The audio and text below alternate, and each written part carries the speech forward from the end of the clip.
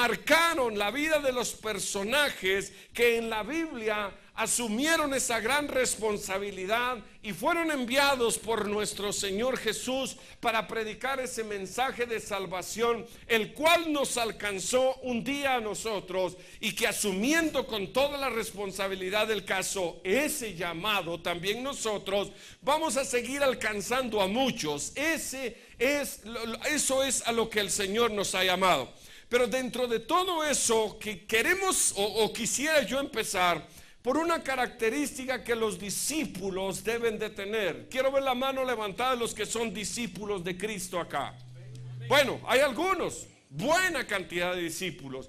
Los demás van a convertirse en discípulos porque a eso hemos sido llamados. Si ustedes tienen su Biblia, por favor, venga conmigo. Esta noche haremos una parte de la introducción al libro de los Hechos, en el capítulo 17, el versículo 30. Hechos 17:30, y vamos a estar compartiendo varios versículos de la palabra que hablan precisamente de esto. Capítulo 17, en el versículo 30 dice: pero Dios, habiendo pasado por alto los tiempos de esta ignorancia, ahora manda, diga conmigo, manda a todos los hombres en todo lugar que se arrepientan. Dice que Dios, habiendo pasado por alto los tiempos en los que pudo haberse justificado el faltar, el fallar por la ignorancia, ahora manda ¿a quiénes? A todos los hombres que se arrepientan. Para ser discípulos del Señor, esta noche quiero hablarles acerca de lo que es el arrepentimiento. Porque el cristianismo no consiste únicamente en hacer una oración. El cristianismo va mucho más allá. La salvación sí, esa es por gracia. No hicimos nada para tener salvación. Pero hemos de entender que nuestro llamamiento no ha sido únicamente para pasar a un altar, levantar la mano, hacer una oración, aunque esto es el comienzo, es el inicio de nuestra nueva vida en Cristo. No se queda únicamente allí. Yo le dije, esto va a ser bastante confrontativo y prefiero confrontarlos ahora y no que un día, desde un lugar muy lejano, se me pueda señalar de no haber anunciado la verdad, de no haber dicho las cosas como son, de no haber querido marcar la diferencia con la palabra de Dios, y que todos juntos estemos en el lugar que el Señor ha reservado para nosotros y que ninguno se pierda de ese lugar. Prefiero que ahora me miren bastante feo, como ya me están viendo. Bueno, no es que yo sea feo, ustedes me están viendo feo, y no que se pierda ninguno de ustedes. Porque si ustedes se dan cuenta, el llamado que se nos ha hecho es para vivir en arrepentimiento. Lucas, si usted viene conmigo al Evangelio de Lucas, en el capítulo 3, el versículo 8 dice de esta manera.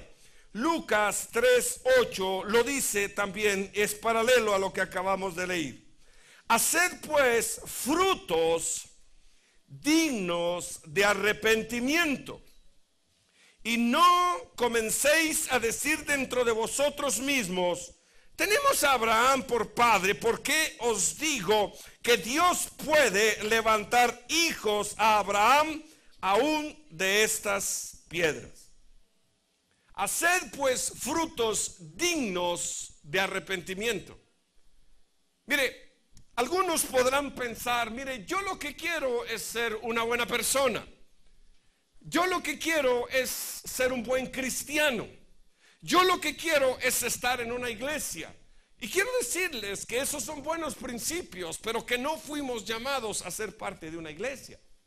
Fuimos llamados a ser discípulos de Cristo. Fuimos llamados a ser seguidores de Cristo. Se nos entregó algo muy valioso. No es cualquier cosa la que se nos confió. Se nos entregó el mensaje, la palabra, que es la que transforma, que es la que da vida, que es la que hace que la gente se salve. No somos nosotros, es la palabra, es el mensaje que se nos ha confiado. Y por eso debemos asumir con mucha responsabilidad ese llamado que todos nosotros tenemos. Alguno podría decir, hermano, yo solo soy un miembro más de la iglesia. No, usted es un discípulo. Y alguno pudiera estar diciendo también, hermano, yo no me creo, no me considero, no creo que yo sea llamado de parte de Dios para ser un discípulo de Jesús. Yo quiero decirle que sí. Mire, quiero leerle un correo que le mandaron a Jesús en respuesta a una petición que él había hecho. Y ese correo dice: para Jesús de Nazaret, dueño de la fábrica Carpintería Artesanal de Israel, de consultora de selección de personal. Asunto: los 12 candidatos a trabajar con usted. Qué interesante está esto. Escúchelo con atención, por favor. Gracias por enviarnos el currículum de los 12 seleccionados para trabajar con usted en la empresa que dirige, llamada La Gran Comisión. Los resultados que arrojaron las computadoras en base al estudio del perfil psicológico, vocacional y de liderazgo empresarial son los siguientes. Nuestro equipo de consultores opina que la mayoría de sus candidatos les falta educación, aptitud vocacional. El perfil físico de ellos tiene mucho que desear y es desfavorable. Algunos de ellos son toscos y otros son vulgares. No poseen el concepto del trabajo en equipo. Le rogamos seguir buscando gente en otro perfil para que pueda tener éxito en su empresa llamada La Gran Comisión. Por ejemplo, Simón Pedro. Francamente, es un caso perdido. Es inestable, es muy emocional, es explosivo, incontrolable y a veces carga cuchillos. Andrés, este candidato no ha mostrado ninguna cualidad de liderazgo. Santiago y Juan, los hijos de Zebedeo, ellos colocan sus intereses personales y sus ambiciones por encima de la lealtad a la empresa. Ellos lo pueden desbancar del puesto. Tomás posee una actitud muy criticante que afectaría la moral de la empresa. Mateo, él está en la lista negra de la Cámara de Comercio de Jerusalén. Es buscado por el MP y la CICIG. Esta es la respuesta de la consultora. Santiago y Judas Tadeo. Estos dos tienen inclinaciones extremistas y registran un perfil psicológico maníaco depresivo. Bartolomé es muy pasivo. Sin embargo, uno de los candidatos muestra un enorme potencial. Posee habilidad e ingenio. Es ambicioso. Tiene buen trato con la gente. Tiene aptitud para los negocios. Es muy buen administrador. Altamente responsable. Tiene mucha iniciativa. Es estable y jovial. Sería un buen candidato para la empresa. Algo saludable. Tiene buena presentación. Su nombre es Judas Iscariote. Y lo recomendamos ampliamente como su administrador, su asesor, su visionario y su mano derecha. Lamentablemente, los otros 11 no califican para formar parte de la empresa llamada La Gran Comisión. Deseamos pues éxitos. Atentamente, consultora de selección de personal, sociedad anónima y compañía limitada. Mire qué curioso. Pero realmente ellos tenían razón. Si Jesús hubiera, este es un mensaje desde un punto de vista de una parodia, pues no va usted a pensar que así funcionó, por favor, yo se lo digo porque aquí hay gente tan ingenua que toda se la cree. Mire, el pastor tiene un documento tan valioso. No, esto es... Pero en nuestras manos hay algo que nos dice claramente que esto sucedió de esa manera. Por ejemplo, cuando usted ve Primera de Corintios en el capítulo 1, el versículo 28, se lo leo rápidamente, solo que en una versión desconocida por usted. Y dice, y ha escogido a los de baja condición en el mundo, a los menospreciados, a los que no son nada, para invalidar a los que son algo. En la versión que usted tiene dice, y lo vil y lo menospreciado del mundo escogió Dios para avergonzar a los sabios. De todas esas cualidades, usted y yo creo que llenamos una buena parte. Y por eso le digo, fuimos llamados para ser discípulos. Fuimos los seleccionados por el Señor, aún en medio de todas esas dificultades, de todos esos problemas que nosotros pudiéramos tener. Fuimos los escogidos por Él, porque la Biblia dice que no le buscamos nosotros a Él, sino que Él nos buscó a nosotros. Y fuimos escogidos para ser los portadores, no de cualquier cosa, sino del mensaje que salva vidas, del mensaje que da vida, que lleva a las personas a la vida eterna, que un día se nos compartió, y que por haberlo recibido con fe y creer que Jesús es el Hijo de Dios y seguir caminando de la mano de Él, hoy se nos ha garantizado a cada uno de nosotros la vida eterna. Pero yo quiero hacer algo, preguntarle a usted de una manera directa, y no me vaya a dar una respuesta, solo medítelo. ¿Por qué cree usted que es un verdadero cristiano? Yo le dije que esto era confrontativo. Pero mi idea no es hacer sentir mal a nadie. Mi idea no es dejar mal a nadie. Al contrario, es que juntos veamos que a lo que se nos ha llamado es a vivir. Mire, Jesús no llamó a nadie para que se hiciera parte de una iglesia. Si usted viene conmigo al Evangelio según San Marcos, en el primer capítulo, escúchelo, el primer mensaje de Jesús. El primer mensaje de Jesús nos dice claramente el porqué de su llamado. Y en el capítulo primero del Evangelio según San Marcos, en el versículo 15, Jesús está diciendo, el tiempo se ha cumplido, el reino se ha acercado. Vayan a Palabra en Acción y levanten su mano. Y diezmen y ofrenden.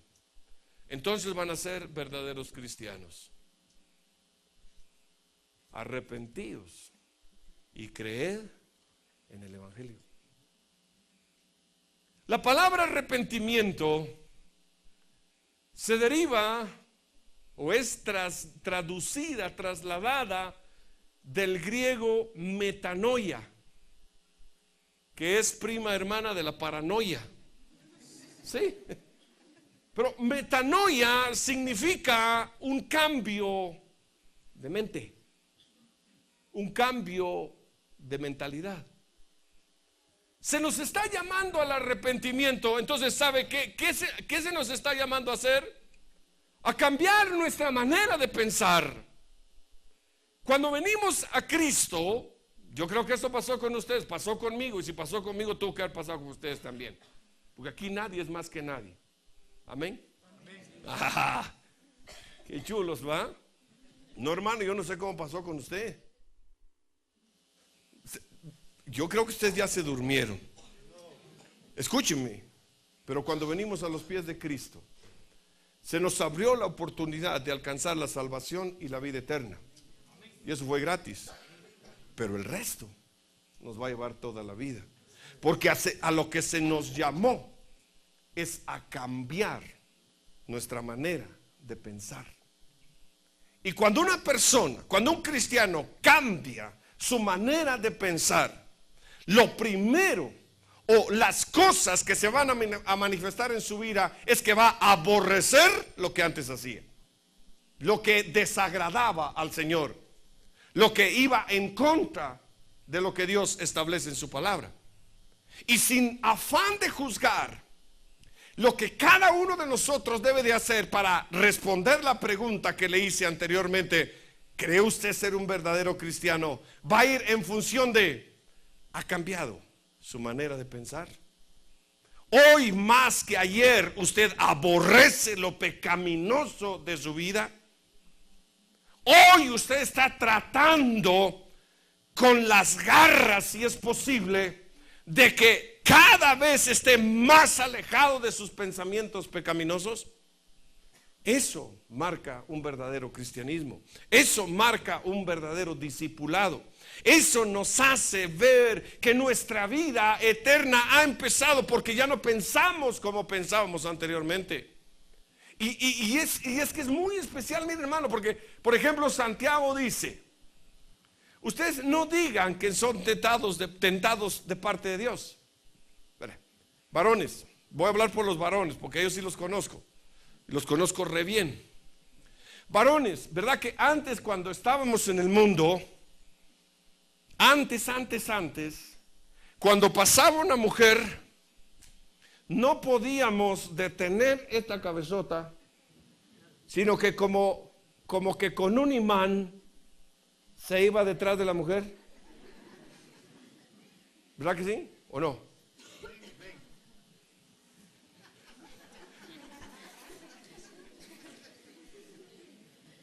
Yo no sé por qué Dios me puso en esta congregación donde todos son diferentes, hermano.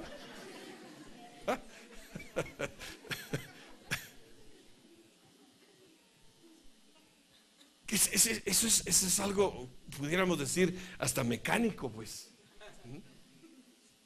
Pero nuestra vida cambió. Y no es que como, no es la miradita, pues. Es la pensadita. Es que ese es el problema. Las mujeres también se echan su taco de ojo, yo sé. Ajá. Ya veo que hay más risas del lado femenino. Mire, ¿cuántos han oído la historia del lechero? Eso es real, sí, salió pues de algo real. Cuenta la historia que había un lechero, así, canche de 1.90, ojos azules, bien dado. Y todas las señoras querían comprarle leche a él, porque además de ser un buen mozo, aquí en Guatemala le decimos mecho, además de ser un mechón, así, bien dado, les andaba tirando sus piropos a las señoras. Y las señoras felices, los maridos nada felices. De ahí surge la historia del lechero. Pues este tipo, este mecho, este canche, llegaba a las casas de la señora, les vendía la leche, las piropeaba y las señoras felices. Eso no era aquí no se pone así, era en otro lugar del mundo. Pero un día, saber si por celos, por temor o por amor al Señor, uno de los maridos le empezó a hablar al lechero de Cristo. Le empezó a hablar de Cristo. Y no va a ver usted que el lechero se convirtió al Señor. Y de repente las señoras notaron que ya no las piropeaba, que ya no las volteaba a ver cuando pasaban, que ya trataba de no ingresar a su casa, y que cuando las señoras salían así en ropa provocativa, él agachaba su rostro y dijeron: aquí algo le pasó a este canche. Y una de las señoras le preguntó: mire, Mecho, mire, canche, quiero hacerle una pregunta. Algo pasó con usted, que usted no es el mismo de antes. Y entonces la señora le dijo: sí. El lechero le dijo a la señora: sí, le quiero contar que yo recibí a Cristo. Y cuando recibí a Cristo, me arrepentí de lo que había hecho y he decidido no hacerlo más. Se acerca otra señora curiosa y dice: sí, pero mire, qué impresionante es eso, porque aún ¿Aún la leche ha cambiado? Y el maestro le contesta, sí, porque también me arrepentí de echarle agua a la leche.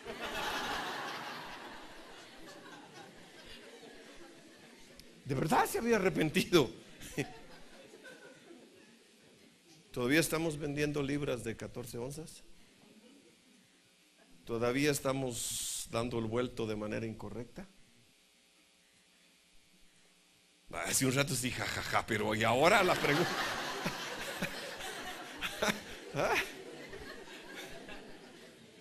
¿Sabe que arrepentimiento significa cambiar mi manera de pensar? Porque mucha gente dice, es que recibir a Cristo es un acto de magia, ¿sí? Y ya se acabó y todo lo malo que yo era lo dejé de ser porque pasó, yo no lo entendí. No, no es así. Santiago lo dice de esta manera: no digan que son tentados. Cuando pasa la dama bien vestida, elegante, y pasa, ninguno puede decir eso no es digno de admirar. El punto es que no puede decir también como aquel señor, ¿va que probándome estás?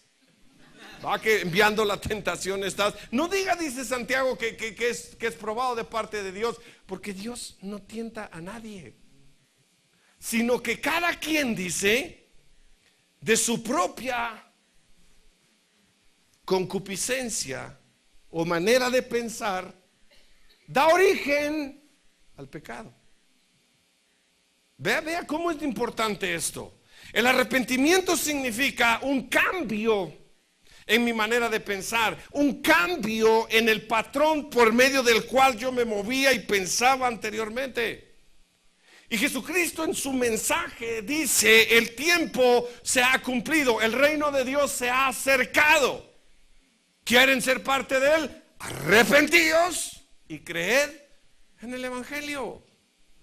Para ser un verdadero discípulo, una verdadera discípula, lo que tenemos que hacer es vivir en una vida de arrepentimiento diario. O sea, cambiando nuestros patrones de mente, cambiando nuestras maneras de pensar. El Señor nos está invitando a eso. Y eso yo sé que es bastante difícil, pero no es imposible. Porque tenemos el Señor, tenemos el nombre, tenemos la sangre, tenemos la palabra. Santiago capítulo 2, véngase conmigo, echémosle un vistazo a lo que dice el apóstol Santiago, uno de los que no calificaba según la compañía encargada de evaluar los currículos de los que Jesús había solicitado. Santiago capítulo 2, versículo 14. Hermanos míos, ¿de qué os aprovecha si alguno dice que tiene fe y no tiene obras? ¿Podrá la fe salvarle? Yo hice mi oración de fe. Qué bueno, qué bueno. Pero si esa fe no está acompañada de obras, y no hablo solo de obras de que mire, por ahí pasó una viejita, mira que qué buena gente soy, la ayudé a atravesar la calle, eso está bien. Pero obras, frutos dignos de arrepentimiento. Hermano, yo era ladrón. No, yo era ladrón y ya no lo soy, porque cambié mi manera de pensar.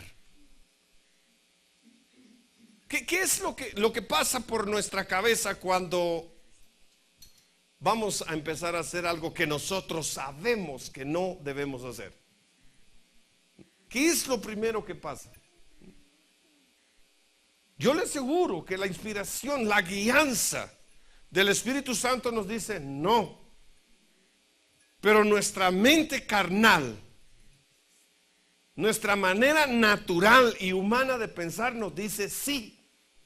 Y como no hemos cambiado ese patrón, como esa metanoia, ese cambio de mentalidad no se produce en nosotros,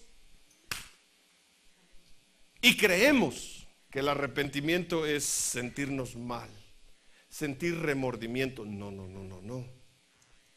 Arrepentirse es cambiar la manera de pensar. Lo que yo hacía, ya no lo voy a hacer. Lo que a mí me gustaba y sabía que era desagradable para el Señor, ya no lo voy a hacer. Eso garantiza que nuestra vida, nuestro llamado está caminando por el arrepentimiento y que cada vez nosotros nos parecemos más a Cristo. Mire, ¿quiénes escogió Él? Y los confrontó duramente. En el pasaje de Juan 6, no lo busque. Las multitudes vinieron a Jesús. Le vinieron porque les había dado de comer. Y al otro día regresaron. Todos aquellos que fueron alimentados con los peces y los panes de aquel muchacho, al otro día le buscaron y Jesús les dice: ¿y ustedes qué hacen aquí? Es que qué bonito. Es que qué milagroso, Jesús, te mandaste, man. Si ayer fueron panes y peces, si ayer fue un fish sandwich, hoy va a ser un chicken sandwich, un steak sandwich. Ustedes me entienden, ¿verdad? Amén, amén. Jesús les dijo: ustedes no me buscan a mí por las obras que yo hago. Ustedes me buscan a mí porque les di de comer. Por eso me están buscando. Muchos dijeron: ya nos dio color. Ya nos dio color, que tragar queremos. Mejor bonos. Y se fueron. Y dice la Biblia, Juan 6, que desde ese momento muchos de sus discípulos, porque los discípulos no fueron solo los 12, muchos de sus discípulos ya no fueron con él. Y cuando se fueron retirando todos aquellos que solo estaban buscando, y es que esto es bien especial, hermano. Mire, haga usted una celebración. Invítelos a usted a una refacción, a una cena. Dígales, si usted quiere, dígales: mire, hermano, vamos a tener un culto y cuando termine el culto va a haber almuerzo. Se prepara, hermano. Se prepara. Pero invítelos a ayunar. También prepárese, porque le va a tocar solo a usted, hermano. Pues la gente de aquel tiempo, pues los de ahora no. Ahora son al contrario. Al ayuno llegan, al almuerzo no. Jesús les dice: ustedes no me siguen a mí por lo que yo hago. Ustedes me siguen porque les di pan. Y se fueron. Y no le importó a Jesús. ¿Sabe que Jesús no quiere seguidores por interés de lo material? Cuando Pedro y los demás vieron esto que estaba pasando, que se estaban yendo, se empezaron a cuchuchar entre ellos. No, muchacha, esta palabra es dura. ¿Quién la va a poder aguantar? Esto es duro. ¿Quién lo va a poder aguantar? Se vuelve Jesús y les dice, Juan 6:66, les dice: ¿y ustedes se quieren ir también? ¿Se quieren ir también? Váyase. Pero de inmediato se dieron cuenta de a qué habían sido llamados y delante de quién estaban. Y el mismo Pedro le dice: no, Señor, ¿a quién iremos? Si solo tú tienes palabra para un rato de vida eterna. ¿Ah? Yo no sé qué quiere usted. Yo no sé qué quiere usted. Mire, si quiere hablamos de prosperidad. No de diezmo, no de ofrenda. Hablemos de prosperidad. ¿O cuánto les gusta hablar de prosperidad? Hermanos, arrepiéntanse. ¿Ah? Tengan cuidado, porque el evangelio de la prosperidad abunda. Y es bueno hablar de prosperidad, pero no vamos a hablar solo de prosperidad. ¿Por qué no hablamos de palabra de vida eterna? Amén. ¿Cuántos están aquí todavía? Para muchos de ustedes bendición que ahora sí el reloj está avanzando, hermano. Para otros no. Pero ¿sabe qué? Hay que cambiar la leche. Si queremos ser agradables al Señor, hay que cambiar la leche. ¿Se quieren ir ustedes también?, le dijo Jesús. No, Señor, porque estamos más interesados en la vida eterna que en el pan. Estamos más interesados en pasar la eternidad contigo que tener un buen momento en la iglesia nada más. Le dije, esto es confrontativo. No me importa. Y a usted tampoco. ¿Por qué? Porque es lo que garantiza que usted va a llegar a donde el Señor quiere que usted llegue. Mire, si usted se pasa al capítulo 19, ¿lo tengo en Santiago qué? No, hombre. Entonces pásese por favor al capítulo, ya no sé.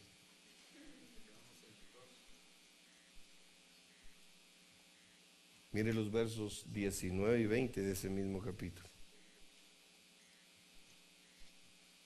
¿Tú crees que Dios es uno? A ver, ¿cuántos de ustedes, hermanos, miren, ¿cuántos de ustedes creen en Dios? ¿Cuántos son salvos por su fe en Dios? Amén. Pero eso no es todo. ¿Tú crees que Dios es uno? Bien haces. Pero también los demonios creen y no son salvos. ¿O qué piensa usted? Porque la salvación no es solo por creer. Anteriormente decía el verso 14, la fe sin obras es muerta. O sea, cree en el Señor, está bien, pero no crea que eso es su garantía. Su garantía es el arrepentimiento, el cambiar su manera de pensar. Dice, ¿tú crees que el Señor es uno? Bien haces. Pero también dice el versículo 19, los demonios creen y tiemblan. Versículo 20, mas quieres saber, hombre vano, que la fe sin obras es muerta. La fe sin obras es muerta. O sea, ve hermano, yo termino con esto. Vamos a tener el momento de celebración. Le dije, solo dejarlos en la introducción. El miércoles, si el Señor así lo permite, continuamos con esto. Pablo llegó en donde un rey, el rey Agripa, Hechos 26. Y le empezó a hablar porque Agripa lo empezó a cuestionar y a ver qué es lo que estás diciendo, y a ver, Pablo, de qué te las estás llevando. Por ahí me dicen que tú estás alborotando todo y que cada día más personas están volviendo al cristianismo. Y Pablo le empezó a decir, yo era el más fiel perseguidor de los cristianos. Yo consentía con su muerte. Yo pedía cartas a las iglesias para que a ellos se les matara y se les persiguiera, se les encarcelara. Yo era el que provocaba en el Sanedrín y en muchos de los religiosos que se desembocara furia en contra de los cristianos. Pero un día, y le cuenta lo de su conversión, pero un día el Señor me encontró. No lo encontré yo a él, él me encontró a mí. Estoy parafraseando lo que dice Hechos 26. Y Pablo está parado frente a Agripa. Y el Señor me dijo claramente, ¿por qué me persigues? Y fui confrontado y fui llevado sin poder ver a una casa. Allí se me ministró y mi mente cambió.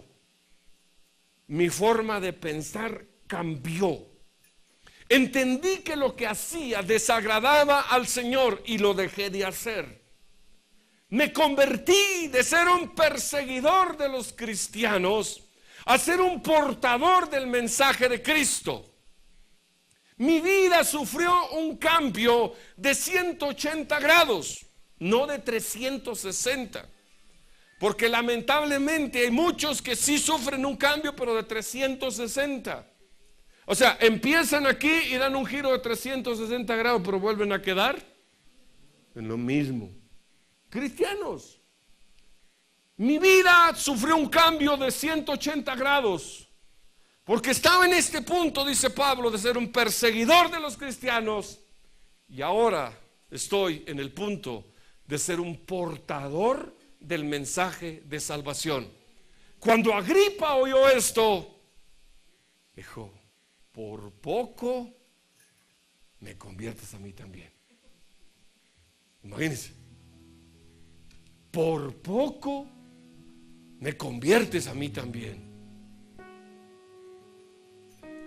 Hermanos, mire, es que no tiene que ser por un poco, porque hay muchos poco convertidos, y no es por un poco. Tiene que ser con un convencimiento real de que se me escogió para cosas grandes. Mire, cuando Pedro y los demás, aún viendo que se iba una buena cantidad de los discípulos, recibieron esto, y ustedes si quieren ir también, se dieron cuenta que iban a perder su salvación. El entrenamiento de estos hombres fue un entrenamiento intenso. Y mire, como leí en el correo y como leí en la cita de 1 de Corintios 1:28, ellos eran los menos calificados para esa gran empresa llamada la Gran Comisión. Eran los menos, no llenaban ningún requisito,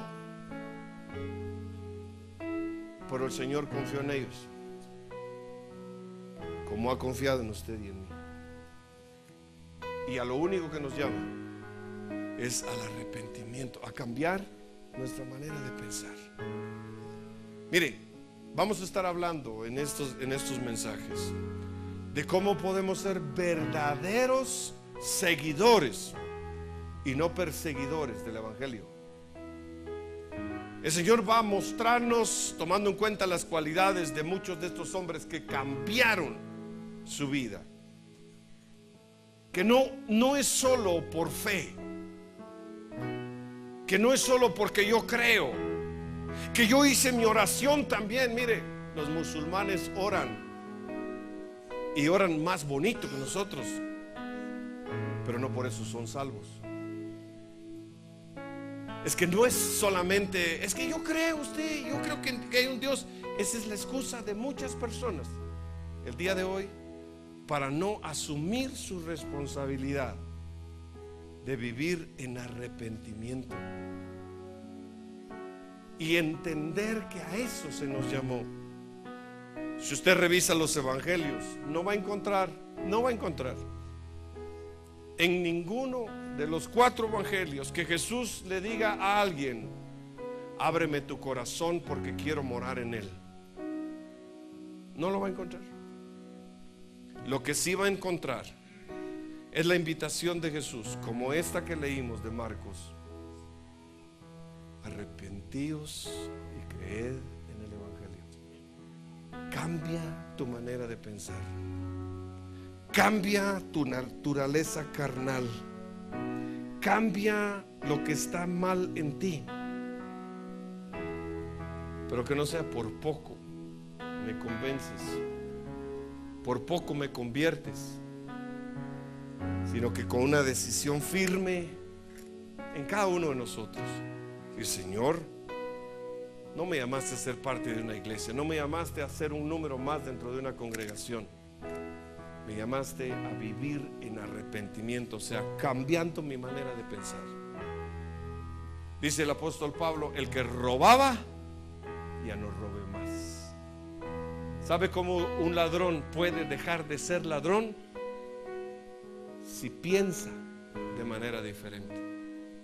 Mire, las cárceles, los centros de reclusión realmente son eso, lugares, o en teoría eso deberían de ser lugares donde las personas son llevadas para que, estando allí pagando un tiempo de una condena, cambien su manera de pensar, para que cuando salgan de allí, digo, en teoría esto debería de ser su manera de pensar, por estar en encierro y en reflexión, sea diferente. Entonces se puede hablar de un cambio.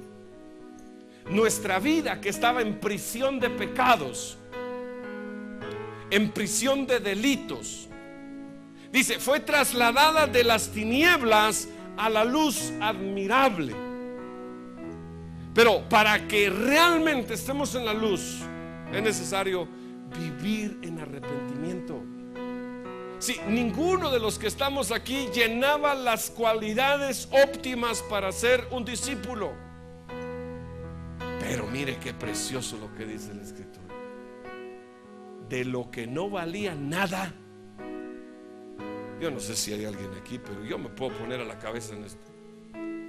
De lo que no valía nada, se valió el Señor para avergonzar a los que valían algo. De usted y de mí. Pero para ser verdaderos discípulos, lo que tenemos que hacer es vivir en arrepentimiento, o sea, cambiando nuestra manera de pensar acerca del pecado y acerca de Cristo. Porque ¿sabe qué? Lo que está en riesgo, lo que está en riesgo es lo que Pedro reconoció allá cuando le dijo: si quieren irse, váyanse. No, Señor, yo no me voy, porque aquí en ti hay palabra de vida eterna, o para vida eterna. Confrontados, sí, pero es preferible ahora, a tiempo, para tener la seguridad de que estoy viviendo un cristianismo genuino, no el cristianismo light, el cristianismo cool, el cristianismo así berry, sino todo lo contrario. Dentro de lo que voy a compartirles uno de estos días, va a ser un tema de ¿quién dijo que nos tenía que ir bien? Porque algunos se equivocan y confunden: yo soy cristiano, ahora todo me tiene que salir bien. ¿Quién dijo eso? Termino con este verso y usted quiero que me ayude leyéndolo también. Lucas capítulo 13.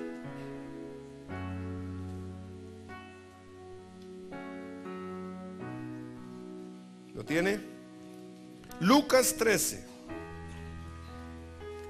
En este mismo tiempo estaban allí algunos que le contaban acerca de los galileos cuya sangre Pilato había mezclado con los sacrificios de ellos. Había habido una matazón.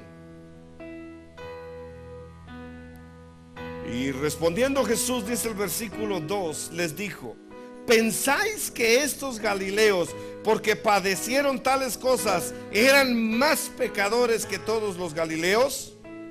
Os digo, no. Y es un categórico no. Os digo, no. Antes, si no os arrepentís, todos pereceréis igualmente. Jesús, ¿verdad que aquellos por mala gente se murieron? Saber en qué habían metido aquellos que, ¿verdad que se les vino la torre encima y los aplastó?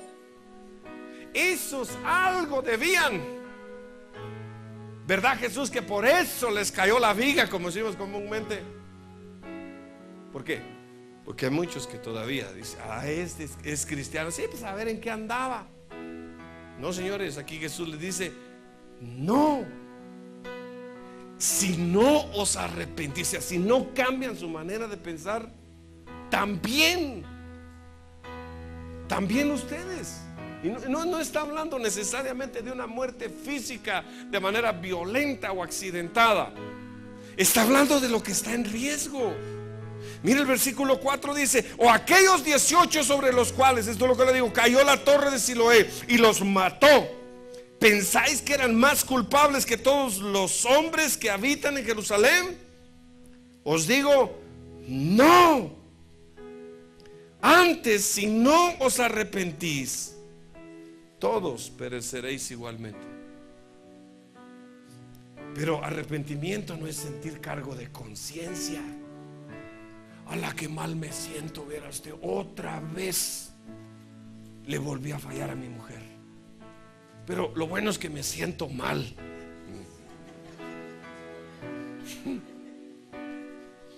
Y llega con la pobre mujercita y con el gran corazonote que tiene la mujercita.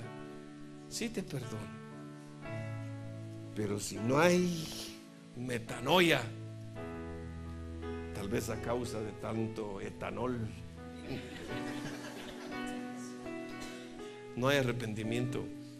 Es un ejemplo, porque a veces la gente piensa que chupar, que fumar, que adulterar es pecado. Nada más, no. El que no cambia su pensamiento, que no hay un cambio de mentalidad, a eso nos llamó el Señor. Quiero que cierre sus ojos, por favor.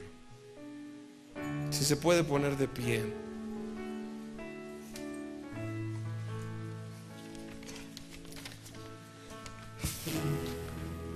Quiero esta noche, hermanos, llevarlos en ese momento de reflexión a que ustedes piensen en lo que el Señor muestra en su palabra, no mis palabras. Yo soy un ser humano que puedo fallar igual que usted.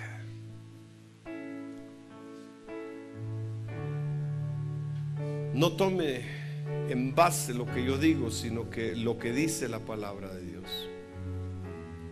Y si esta noche, cierre sus ojos, si esta noche la palabra lo confronta, escúcheme, aun y cuando siente incómodo y aun y cuando se moleste, pero Dios está tan interesado en usted que no le importa si usted se va a incomodar o se va a molestar, si con ello se cumple el propósito del por qué Jesús fue a la cruz, para pagar el precio por su vida y por la mía. El verdadero discípulo es aquel que vive en una vida de arrepentimiento, que está cambiando todos los días sus patrones carnales y humanos de pensamiento. Y yo creo que en este lugar todos queremos ser buenos discípulos de Cristo Jesús.